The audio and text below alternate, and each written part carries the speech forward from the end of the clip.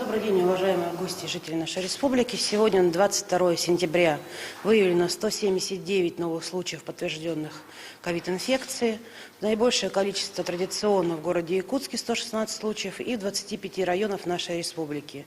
Большее количество случаев — это Сунтарский 5, Алданский, Амгинский, Нерюнгринский, Татинский по 4, Алаиховский, Верхнеколымский, Лемский, Усялданский по 3, Булунский, Верхоянский, Вилюйский, Кобяйский, Мирнинский, Среднеколымский по 2 случая, и по одному случаю зафиксировано в Верхневилюйском, Горном Жиганском, Намском, Нюрбинском, Аймиконском, Оленёкском, Усьмайском и Чурапчинских районах.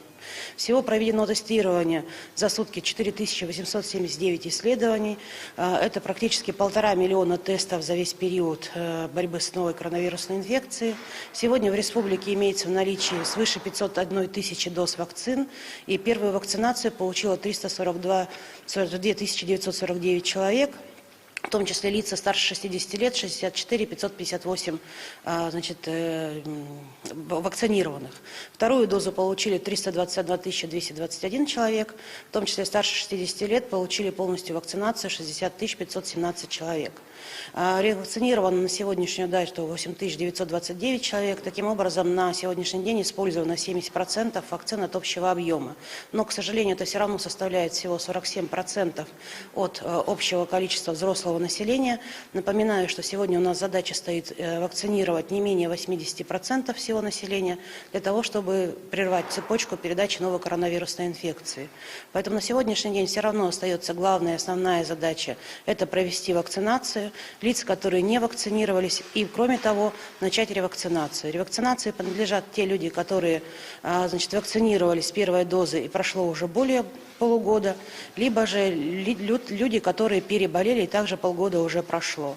Хотелось бы напомнить, что сегодня помимо коронавируса у нас идет подъем ОРВИ. Если в прошлом году практически коронавирус вытеснил гриппозную заболеваемость, то сегодня мы фиксируем по всей стране, в том числе и на территории республики, различные виды острых респираторных вирусных инфекций, и стартовала у нас сегодня тоже вакцинация против гриппа. Хотелось бы особое внимание обратить, что поскольку детей мы не можем прививать от новой коронавирусной инфекции, в том числе лиц, которые переболели недавно, поэтому настоятельно рекомендуем обязательно прививать эту группу риска. Это дети от 0 до 18 лет, это переболевшие, которые переболели вот только буквально месяц, потому что они наиболее подвержены заболеванию и снижение иммунной системы. Это лица старшего возраста, это все лица, которые работают в социально значимых учреждениях с большим контактным объемом лиц. Для того, чтобы защитить себя, в том числе от острых респираторных инфекций и коронавируса, необходимо получить данные виды вакцины.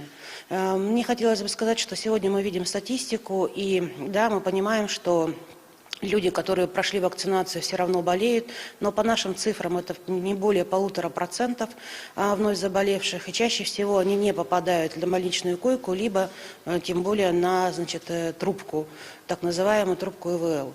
Поэтому я призываю всех беречь свое здоровье, соблюдать все меры дистанцирования, соблюдать все меры, указанные в указе, в том числе ношение масок в общественных местах, для того, чтобы сберечь себя и своих близких. Всем здоровья. Спасибо. Это был брифинг оперативного штаба по COVID-19, а мы продолжаем. Мы продолжаем освещать самые заметные события. В студии Надежда Саханская. Здравствуйте. И вот основные темы. Гореть не будет. В Хангаласском районе подвели итоги реализации проекта «Села без пожаров». Накал страстей и вкус соревнований. В Стамбуле завершились соревнования Кубка мира по масс-рестлингу.